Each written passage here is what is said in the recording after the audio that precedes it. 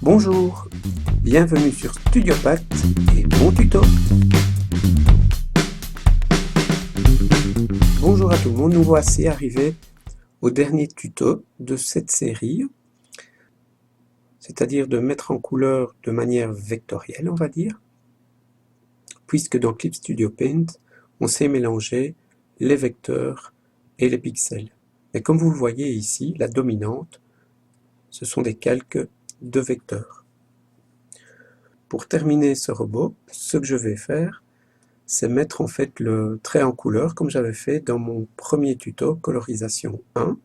Je vais tout simplement aller ici, je vais prendre mon calque de vecteur d'ancrage et le dupliquer. Mais pour le dupliquer, vous devez aller dans le calque de pixelisation.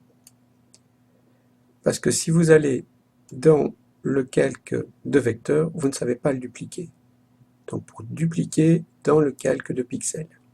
Ensuite, je vais ici, je fais un masque d'écrêtage sur la copie de mon ancrage et ensuite, je vais pouvoir mettre en fait tout mon trait en couleur.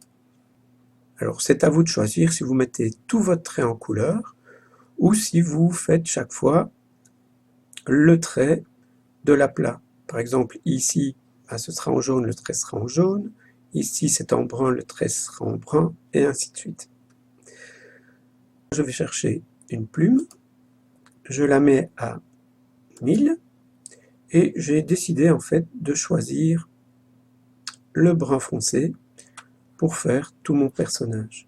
Enfin, 1000 c'est peut-être un peu beaucoup, donc je vais aller à 100 et regardez, je peux mettre en couleur le trait de mon personnage.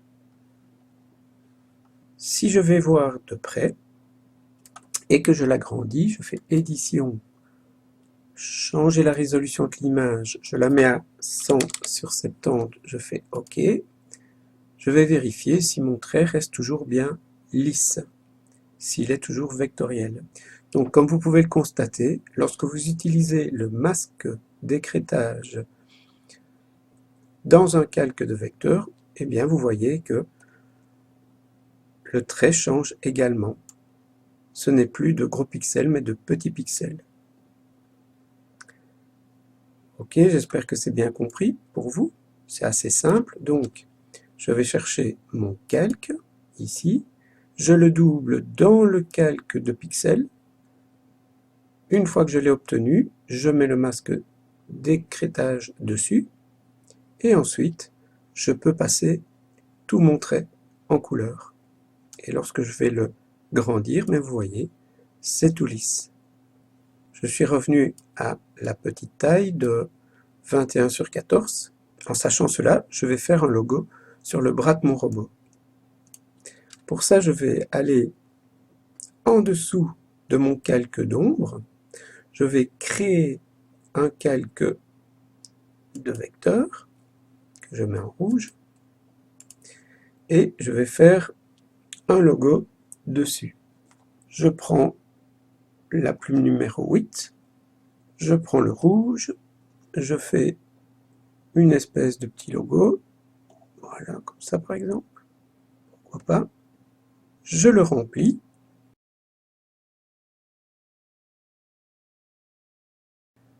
voilà qui est fait, et maintenant ce que je vais faire au-dessus de ce calque que je nomme logo, c'est ajouter un calque vectoriel, ici, et je vais également en faire un masque d'écrêtage. Alors je vais changer ici la couleur de mon masque et je vais chercher le crayon. Je vais varier un petit peu la couleur et je vais donner un effet dedans. Car vous savez que nous pouvons utiliser tous les outils de mise en couleur avec le vectoriel. Je vais encore aller chercher une petite nuance un peu plus foncée. Et je peux ajouter autant de masques d'écrêtage que je veux au-dessus. Voilà, je vais en remettre un. Je le mets en rouge. Je mets le masque d'écrêtage dessus. Je vais le foncer, voilà, et je passe un petit peu sur la surface. Maintenant, nous allons voir ce que ça donne agrandi.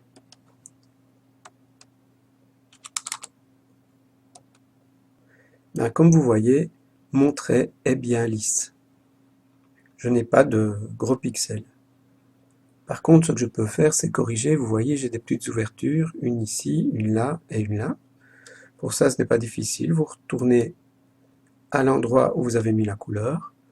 Vous allez chercher l'outil de contrôle et vous pouvez en fait reboucher les petits trous en jouant avec les points de contrôle.